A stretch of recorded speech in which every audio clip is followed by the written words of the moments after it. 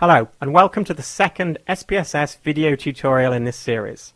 In this tutorial we're going to be opening the SPSS package itself and then opening a data file. I should warn you in advance, however, that due to the limitations of the screen recording software, what you see on this video may not be exactly what you see on your screen when using SPSS. I'll bring this matter to your attention at various points in the tutorial. Now, opening SPSS is very similar to opening the software packages you use every day, but there are some small differences. So like with most applications, to open SPSS, you need to go down and click the Start menu. If you've used SPSS recently, like I have, you'll find it in the shortlist there, but if you haven't used it before, you need to click on All Programs. You then need to find the SPSS Statistics 20 folder and click on that. Then you're presented with two options, SPSS Smart Viewer 15 and IBM SPSS Statistics 20.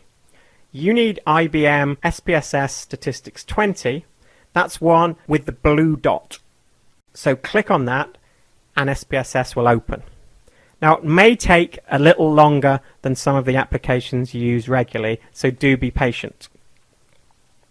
Once SPSS has opened, you will see a dialog box at the front.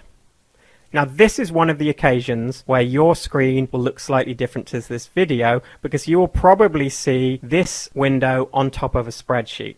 But don't worry about that for the minute. We'll concentrate on this dialog box here. Now, this dialog box has selected at the moment, open an existing data source.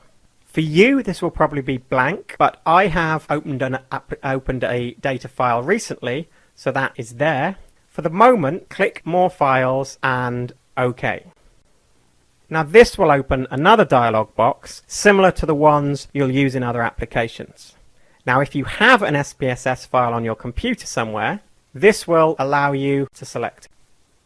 So I know I have one on my desktop, so I click that and I scroll across and find my SPSS files. Now, SPSS data files have this little blue dot with a smaller red square on them.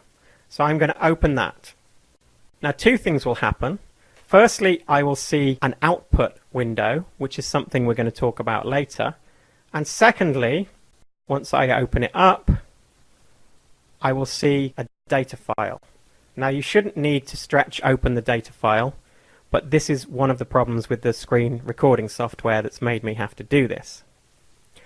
Now, in the next tutorial, I'm going to tell you all about what's in these two windows.